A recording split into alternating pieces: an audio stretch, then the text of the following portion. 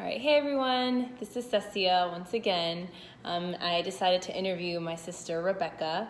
I thought it was really cool for me to interview her because I've never really asked her these questions, so I'm just kind of get to know her a little bit better. So I hope you guys enjoy. The first question I have for you is, at what age were you when you learned your second language? I think I was about 4 or 5 when I entered pre-K or kinder, around there. I remember speaking mainly Spanish, singing songs in Spanish, learning vowels in Spanish. My parents came to America about 4 years, maybe 2 or 3 years before I was born, so my first language was Spanish. Okay, nice. Okay, so how did you learn English? So gradually, around maybe the first grade, I remember picking up on some words, sometimes making stuff up. I remember restroom, I remember teacher, I remember raise your hand, like basic words. And then pretty much English was forced upon us. I remember teachers specifically saying you can't speak Spanish in class. We're in America now, things like that. So it started becoming, there was like pressure into speaking English. And I remember that around first or second grade. Okay, so that was going to be my next question. How was learning English in the classroom? Like, how did you feel like with students, with teachers, anything? Well, it was really hard to communicate with other kids that only spoke English. And I could pretty much say that most of my friends that I played with were Spanish. I remember speaking nothing but Spanish. The Spanish curriculum started dying off towards the end of second grade. There was some bilingual stuff going on. I remember having a couple of Spanish-speaking teachers where we were able to communicate with them, and that's about it. So it gradually started dying off, I could say, around the second grade. Okay. My next question is, when did you switch to all English classes? My first English class was in the 5th grade, and it was because I demanded it. I asked my father, I'm like, Dad, I don't want to be in ESL anymore. I felt like ESL was for the immigrant kids, or like the ones that learned less. That's what it felt like. I felt like we were outcasted, and I didn't want to feel like an outcast. I was in 5th grade, and I want to be with the cool kids that spoke English and learned all English subjects. So I was in 5th grade. Okay. So me and her, we kind of have it differently because I went all the way to 4th grade, but that's because I was in it. I actually really liked it. We had like a little cohort pretty much. Like we had the same students follow us every year. So it's like really exciting. So I got to stay with like my little close friends, and like they became like a family. So we were able to kind of see each other grow. So I liked it. It was fun for me.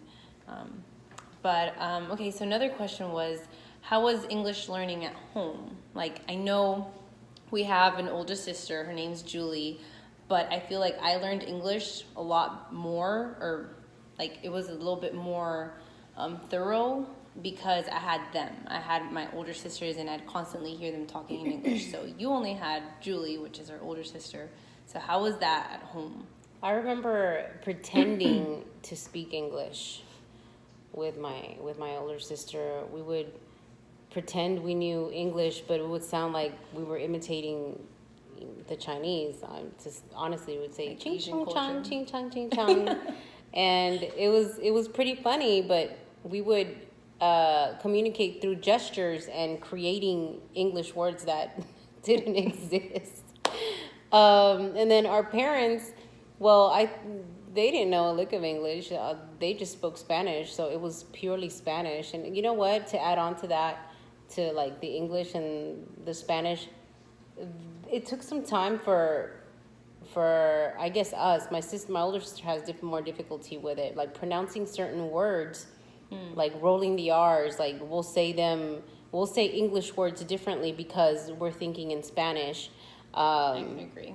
Yeah. And we're like, we'll just say them a little different, not necessarily with an accent, but just different because we're reading them like in a mix of English and Spanish, and it's just kind of weird. But anyway, English at home, it was only with my sister, and we were forced to learn it the hard way. Okay. Yeah, I remember like when I was in elementary, there would be like certain words like blocks. I didn't know what a block was. I didn't know, like, we would talk distance sometimes, but in my head I'd be like, a block is like this little. So like, why are they talking about distance? Like, I can't travel anywhere with a block. Yes. So it was just like really weird. So I knew I struggled too. There was just some words like the I and the E. I explained in another video that I struggled with that so much. Okay, so last question is I've actually been really excited to talk about this one is, what do you do for a living? So I became an interpreter. I feel very confident in my language, with my Spanish language. I feel like I'm very fluent.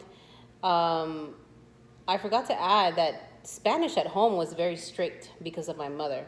So every night I was forced, I didn't like it, I was forced to read a chapter or a story or whatever in Spanish. And she would also record my reading to see how I sounded, to make sure my sentences, my punctuations sounded right. She made me write in Spanish.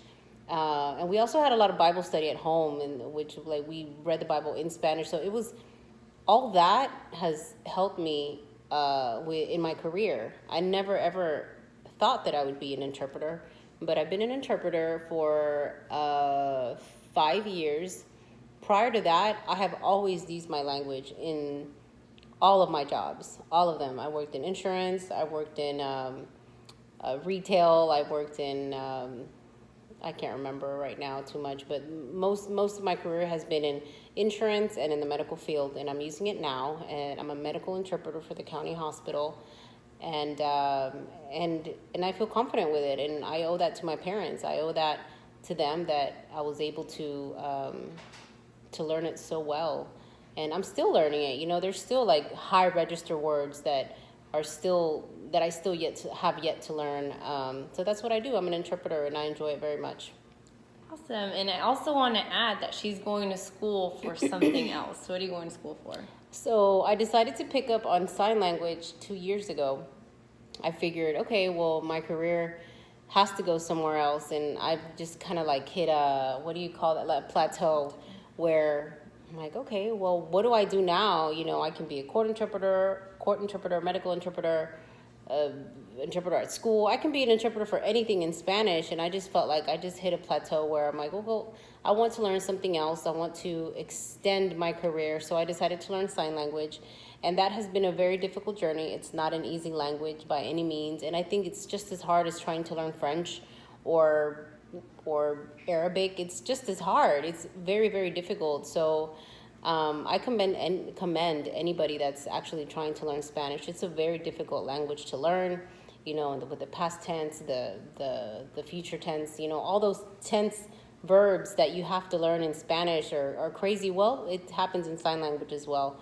But nevertheless, I'm not giving up, and I still have a couple years left to finish my interpreting program in sign language.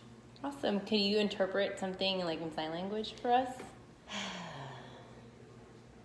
Like, thank you for watching. Thank you for the interview. Oh, awesome. I enjoyed it. All right, well, thank you so much. I hope you guys enjoyed. Bye.